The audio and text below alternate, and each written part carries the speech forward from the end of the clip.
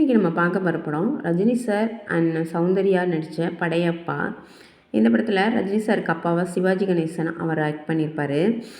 சிவாஜி கணேசனோட தம்பியாக மணிவண்ணன் இருப்பார். இதில் ரஜினி சார் வந்து சின்ன வயசுலேயே இங்கே இருந்தால் கெட்டு போயிடுவான், அடிதடின்னு சொல்லி கெட்டு போயிடுவான்னு சொல்லிட்டு அவங்க பையனை வந்து வெளியூருக்கு அனுப்பி படிக்க வச்சுருப்பாரு. அவர் ஓரளவுக்கு படித்து முடிச்சுட்டு உள்ளூருக்கு வருவார். வரும்போது பார்த்தா மணிவண்ணனுடைய பசங்களாக இருக்கக்கூடிய 2 பேர் கள்ளச்சாராயம் காய்ச்சி விற்றுக்கிட்டு இருப்பாங்க. அதனால் நிறைய இழப்புகள்லாம் நேரிடும். அதனால இவர் வந்து போய் தட்டி கேட்பார், இப்படிலாம் பண்ணலாமா, வீட்டில் இருந்துக்கிட்டு இந்த மாதிரி நீ பண்ணலாமா, நம்ம ஃபேமிலி எப்படிப்பட்ட ஃபேமிலின்னு சொல்லி அடிப்பார். அப்போ அந்த விஷயம் வந்து மணிவண்ணனுக்கு வந்து பிடிக்காது, தன்னோட பையனையே அடிச்சிட்டான் அப்படின்னு. இன்னொன்று, சிவாஜி சார் வந்து ஊர் மக்கள் எல்லாருக்கும் நல்லது பண்ணுவார். அப்போ இவர் என்ன கேட்பாருன்னா, நீ சொத்தை ஃபுல்லாக விற்று எல்லாருக்கும் கொடுத்துக்கிட்டே இருந்தீங்கன்னா கடைசியில் நான் என்ன ஆண்டி அணிக்கிறதா, எனக்கு வந்து சொத்தை பிரிச்சுதா அப்படின்னு சொல்லி கேட்பார்.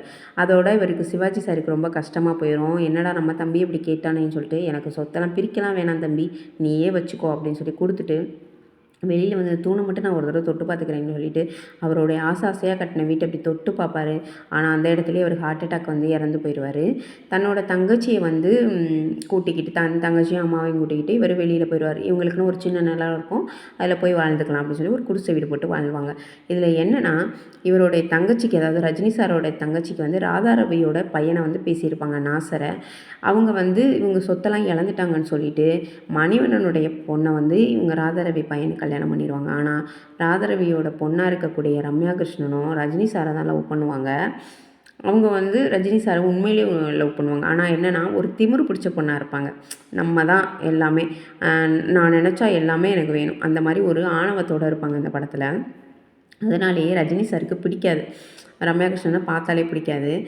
இவங்க போய் இருக்காங்க இல்லையா ஒரு இடம், அது வந்து ஒரு கிரானைட் மலை. அது இவங்களுக்கு ஸ்டார்டிங்கில் தெரியாது.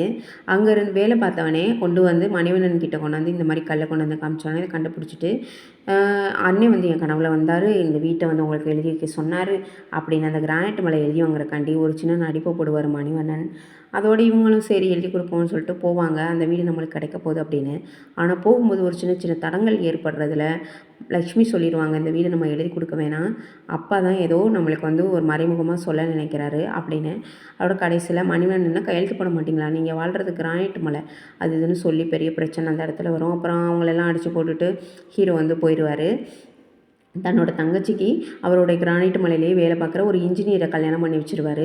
இவருக்கும் வந்து சௌந்தர்யாவை தான் பிடிக்கும் இல்லையா, சௌந்தர்யாவை கல்யாணம் பண்ணிப்பார்.